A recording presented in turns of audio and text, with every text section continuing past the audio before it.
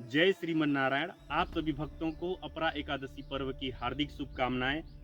इंद्रप्रस्थ में विराजमान धर्मराज युधिष्ठिर भगवान श्री कृष्ण से कहते हैं कि हे प्रभु, ज्येष्ठ मास की कृष्ण पक्ष की एकादशी का क्या नाम पड़ता है और इसका क्या महात्म है, इसको करने से क्या फल प्राप्त होता है। तो भगवान श्री कृष्ण धर्मराज युधिष्ठिर जी से कहते हैं कि हे राजन, इस एकादशी को अचला और अपरा एकादशी दो नामों से जाना जाता है। पुराणों के अनुसार ज्येष्ठ मास की कृष्ण पक्ष की एकादशी को अपरा एकादशी के नाम से जाना जाता है। इस व्रत को करने वाला व्यक्ति अपार धन को प्राप्त करता है और उसे अपार प्रसिद्धि प्राप्त होती है। इस दिन भगवान के त्रिविक्रम यानी वामन अवतार रूप का पूजन किया जाता है।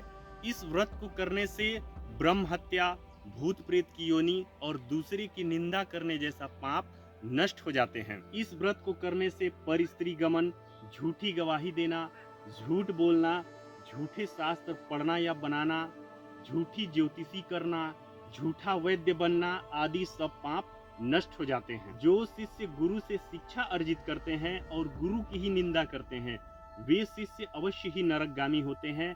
ऐसे लोग भी अपरा एकादशी के प्रभाव से पाप से बच जाते हैं और स्वर्ग के अधिकारी बनते हैं। जो फल तीनों पुष्कर में कार्तिक पूर्णिमा स्नान करने से प्राप्त होता है या गंगा तट पर अपने पितरों का पिंड दान करने से प्राप्त होता है, वही फल अपरा एकादशी का व्रत करने से प्राप्त होता है।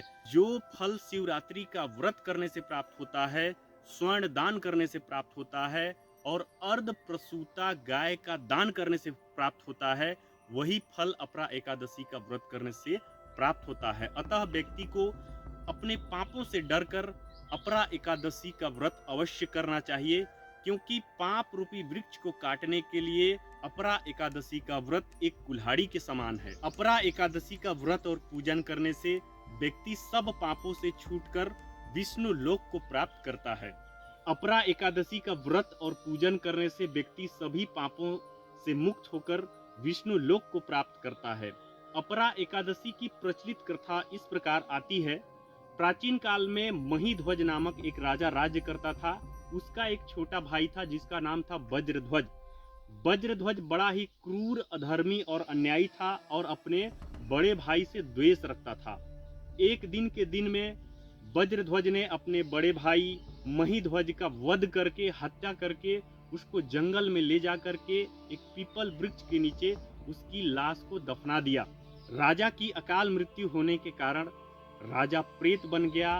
प्रेत बनकर राजा उसी पीपल वृक्ष में रहने लगे और जंगल के रास्ते से आने जाने वाले यात्रियों को वो सताया करते थे, डराया करते थे। तो एक दिन के दिन में उसी रास्ते से एक धौम्य नामक ऋषि उसी रास्ते से गुजर रहे थे। तो राजा प्रेत बने हुए थे, उन्होंने धौम्य ऋषि को भी डराया। तो धौम्य ऋषि ने अपने तपोशक्ति से समझ लिया, जान लिया कि ये राजा किस तरह से यहाँ प्रेत बनकर पीपल के वृक्ष में रह रहा है।